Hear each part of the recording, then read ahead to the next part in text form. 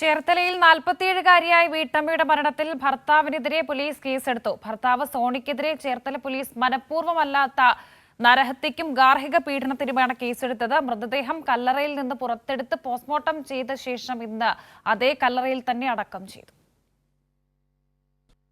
കൊല്ലപ്പെട്ട അമ്മ സജിയെ അച്ഛൻ സോണി കൊലപ്പെടുത്തിയതാണെന്ന മകളുടെ നിർണായകമായ മൊഴിയിലാണ് കല്ലറയിൽ നിന്നും മരിച്ച സജിയുടെ മൃതദേഹം ഇന്ന് പുറത്തെടുത്തത്. പിന്നീട് ആലപ്പുഴ വണ്ടാനം മെഡിക്കൽ കോളേജിൽ എത്തിച്ചാണ് പോസ്റ്റ്മോർട്ടം നടപടികൾ പൂർത്തിയാക്കിയത്. തലയോട്ടിയിൽ പൊട്ടലുണ്ട്. മരണകാരണം തലയ്ക്കകത്തെ രക്തസ്രാവമെന്നും പുറമേ പരിക്കുകൾ ഇല്ലെന്നുമാണ് പോസ്റ്റ്മോർട്ടം റിപ്പോർട്ട്.